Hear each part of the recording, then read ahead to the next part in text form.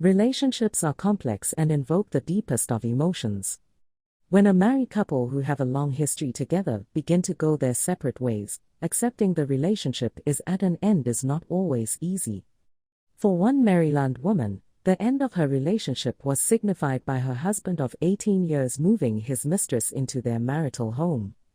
For a few months she played along and, bizarrely, this three-way relationship continued.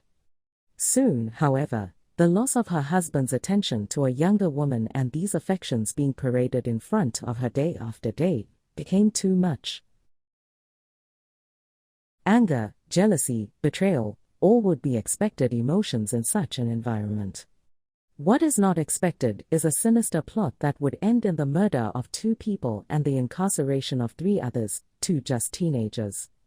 Anne-Marie Anastasi not only ended the lives of her husband and his mistress, she destroyed the life of her daughter and her boyfriend by pulling them into her plans and soliciting a gullible 18-year-old to carry out her gruesome wishes. On the 5th of October 2015, police were called to a home in Lothian, Maryland with reports of a suicide. When they arrived, 42-year-old Anne-Marie Anastasi led them to her master bedroom, where they found the body of her husband, 40-year-old Anthony Anastasi, with a gunshot wound to his head and handgun lying by his side. While investigating the scene, police then discovered the body of 25-year-old Jacqueline Riggs in a basement bedroom of the house. She had been stabbed repeatedly in what had clearly been a violent and bloody attack. Anne-Marie Anastasi, when questioned, appeared surprised to learn of Jacqueline Riggs' death.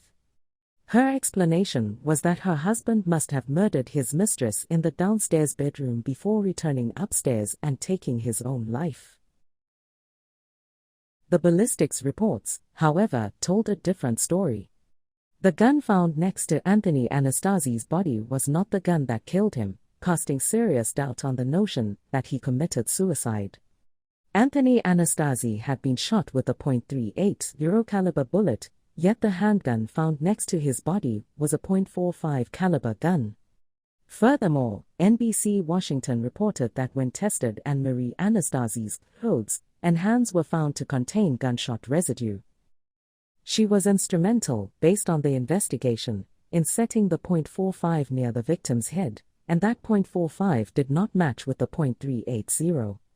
Anthony Anastasi was having an affair with Jacqueline Riggs and moved her into the marital home a few months prior to the murders.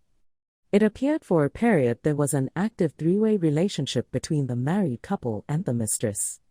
The couple had 5 children together, one being a 13-year-old daughter. When police examined Anne-Marie's mobile phone, they found numerous text messages exchanged between Anne-Marie, her daughter and her daughter's 18-year-old boyfriend, Gabriel Struess, where they discussed the murders and how Struess had been the one who had carried them out.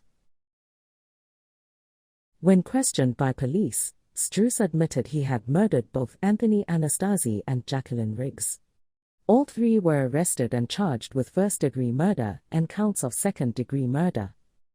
At an Arundel County Circuit Court in December 2016, Anne-Marie Anastasi entered an offered plea, maintaining her innocence but acknowledging there is enough evidence against her to secure a conviction.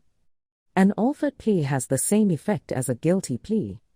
In mitigation, Anne-Marie Anastasi's defense attorney presented a case of abuse within the home, highlighting that Anne-Marie had lived a life of constant abuse, beatings, and threats against her and her children.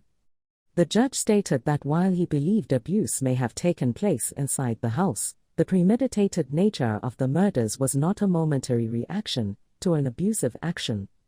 Furthermore, such an explanation did not provide a reason for the murder of Jacqueline Riggs. On the 9th of May 2017, Anne-Marie Anastasi was sentenced to 60 years in prison. The Capital Gazette reported at the time of Anne-Marie Anastasi's sentencing that Gabriel Struess had been given the gun to kill Anthony Anastasi by Anne-Marie when he arrived at the home on the 4th of October 2015. The night before the phone call to police reporting a suicide. Struess had entered the master bedroom and shot Anthony Anastasi as he slept. He then went downstairs to the basement bedroom of Jacqueline Riggs and stabbed her over 20 times with numerous further knife wounds and cuts amounting to over 80 wounds to her body. Described as a weak-minded young man, Gabriel Struess was sentenced to 60 years in jail for carrying out the murders. His defense attorneys said he had been manipulated by Anne-Marie and her daughter into killing the two victims, fully believing both women were being abused inside the house. The case was just horrific. But to callously, willfully slaughter two people, I don't know how you get to that point, the judge told him at his sentencing. The daughter, being just 13 years old at the time of the murders, has been charged as a juvenile and her court records are therefore sealed. One woman's desire to remove her husband and his lover from her life was so strong it seemed that manipulating her young daughter and her boyfriend into helping her didn't seem to faze her. Not content with killing the pair herself, she encouraged and persuaded, with the help of her daughter, a young man who thought he was protecting them. His protection, however, came in the form of willfully carrying out two violent and cold-blooded murders. After Anne-Marie Anastasi's sentencing, an Arundel County State's Attorney Wes Adams commented, "And Anastasi destroyed multiple lives by coldly planning these murders and manipulating children into executing her vicious plan.